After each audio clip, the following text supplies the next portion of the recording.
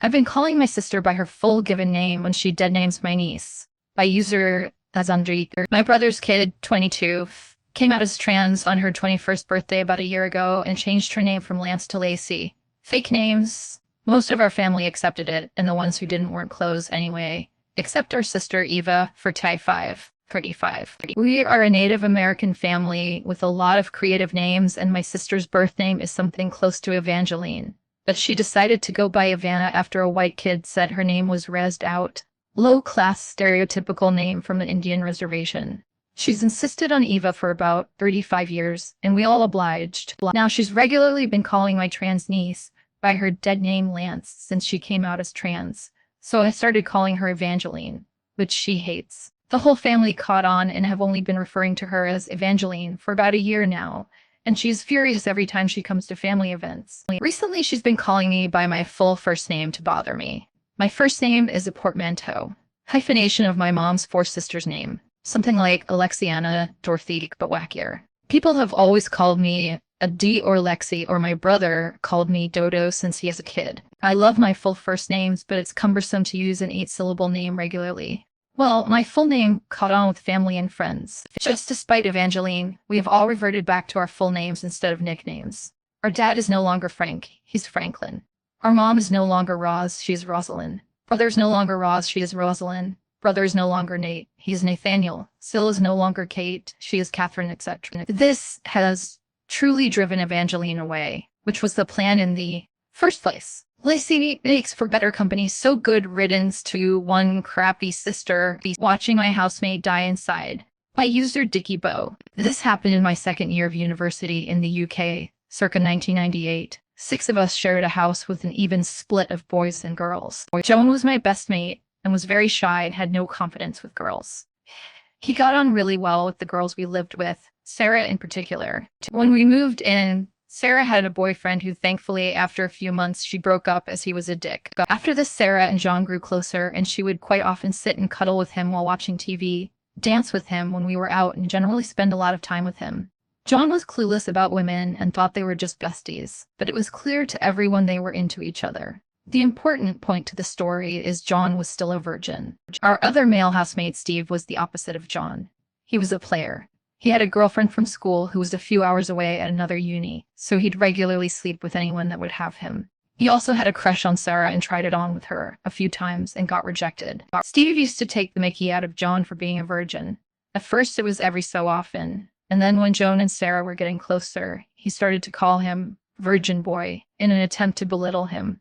The rest of us told him to knock it off, but he persisted for a few weeks. Not long after we got back from Christmas break, a few of us were in the living room after uni, and Steve walked in and asked me and Virgin Boy if we'd like to order pizza for dinner. Sarah walked in from the kitchen, at that point walked over to John, sat on his knee, kissed him, looked at Steve, and said, "You can't call him that anymore." We had a great time this morning, and he made me come several times. I doubt you've ever managed that with your tiny cock. The rest of us sat there trying to stifle laughter. Steve went bright red, mumbled something, and went to his room. Turned out, Sarah had made a move on John that morning.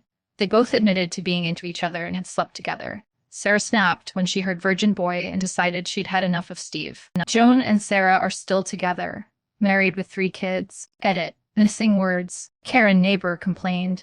Now everyone has to suffer. By user Sweet Speech 9054, our Karen neighbor complained about another neighbor's motorcycle. It's a stock bike, so he didn't add any loud muffles, and prior to this, he was very respectful. He would start the bike and drive conservatively out of the neighborhood. But then enters Karen. Karen complains about everything and everyone knows her. She has complained several times about the motorcycle and calls the cops frequently for dumb things. This time she decides to go too far and tries to prevent the motorcycle from leaving the neighborhood. She nearly ran him over. So now, because Karen literally tried to murder someone, the motorcycle rider starts his motorcycle a few times a day, rides to Karen's house a couple houses down, revs his engine for a few minutes, then speeds away in the most obnoxious way possible. He's even had some of his beauties come by in a sort of fuck you, Karen parade. I talked to him. We know each other and he's a decent dude, and he at least agrees to stop doing this at night and to ride safely since there are a lot of kids in the area. I honestly can't blame him at all because everybody hates this bitch and she deserves much worse considering what she did. I just wish there was a legal way to get her to stop being such a bitch. Update. Karen got her due at the grocery store. By user Tarzanus Mypony. My 14, almost 4-year-old daughter loves grocery shopping with me, especially if we get one of those race car grocery carts. If it's a slow time at the store, I take her to the dealie, where there's a wide open space in the corner, and spin a circle with the cart. She loves it. It usually gathers smiles in the rare case someone is nearby. Just a dad having fun with his daughter, right? Just yesterday, after doing a single spin, we went on our way when an older lady, I'd say early 70s, came towards us, shaking her head and glaring at us. I gave her a perplexed look in response to her scowl, and she muttered something about having absolutely no respect for public spaces. I responded, "Sorry, Mom. I was just having fun with my child. Sorry to have offended you. Have a nice day." I thought that was that, and was happy to move on, but she continued, "Shame on you for teaching your child such poor manners. I taught my children how to behave in public." Me. "Clearly that's a lesson you didn't bother to learn yourself. I wonder how well they turned out."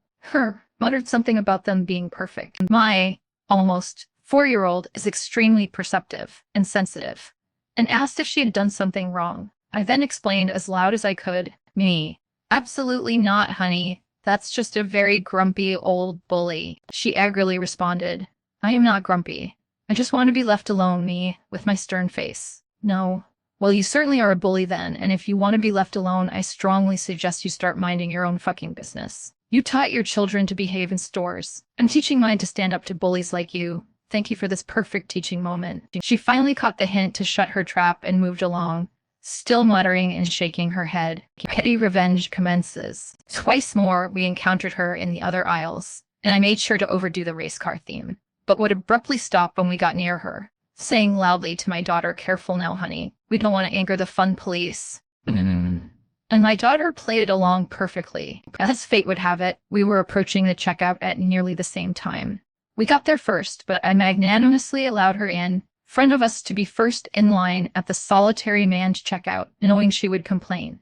And she did not disappoint. She immediately started to explain to the till person that she was harassed by me and my daughter this whole time and how we were disrupting the whole store. The till lady cautiously looked over at me, and I just gave a totally confused shrug. I'm still in my formal work clothes, suit and tie, and my daughter is wearing her adorable poofy fairy skirt, picture-perfect innocence. Having obviously seen me let the lady in front of us in line, the till person gave me an apologetic smile and just nodded and smiled, humoring Karen. She must have tried complaining further at customer services because we were now leaving at the same time, despite our full grocery cart, a child insisting on helping with the bagging. Once outside, I made sure to drag race that cart past her, as loud and as obnoxiously as I could, and my daughter squealed in delight.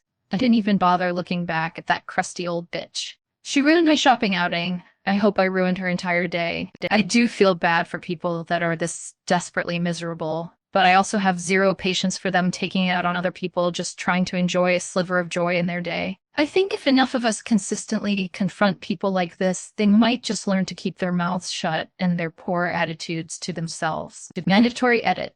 Formatting, gratitude, and trolls. No content edits. Thanks for all the fatherhood props. Made my day. And thanks for all the new grocery store shenanigans tips. Can't wait to bring joy to hundreds of people while pissing off one. My mind is blown about the people defending this lady, labeling me the bully, and shaming my parenthood. They're just trolls, right? Please say they're trolls. Shame to say it worked, though. I responded to them. I failed. Edit.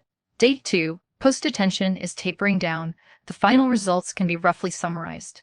Currently at 4,750 upvotes, 445 comments, and 731 shares.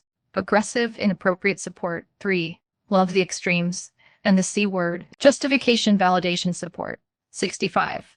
Glad to know that the good guys always win, heartwarming parenthood anecdote support, 30s. Loved every one of them, supportive to a degree, but I'm still an ass. 2 is ass. 2 is petty after all, right? Personally offended by fun and life in general, 0.1. The lack of social awareness is absolutely astonishing.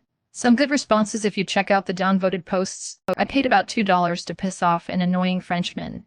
By user FBI Hobo. It would take many paragraphs to vent about all the little annoying things this guy did over the course of 3 days. Here's the tell. Doctor, along the west coast of Ireland, on a group camping biking trip of about a dozen people, Insecure French guy kept blathering on about how France best, France this, France that, well in France. Blah, blah, blah. So during a stop in a small town, I bought a baguette and stashed it in my bags. At that night's dinner, I whipped it out and started eating it. Corn. Style. Frenchie. What are you doing? Me. The other people at the picnic table looked either confused or amused. So I took a few more horizontal nibbles and then passed the duchy to my left to Linda, who had expressed annoyance about Frenchie earlier. Without skipping a beat, she nibbled off a row of crust and then passed it to her left. This continued for another 3 people, and just before Frenchie's turn, he stood up and walked away, muttering something in French. As Frenchie walked away in the thickest of Boston accents, my friend Mike said, "Fuck that guy."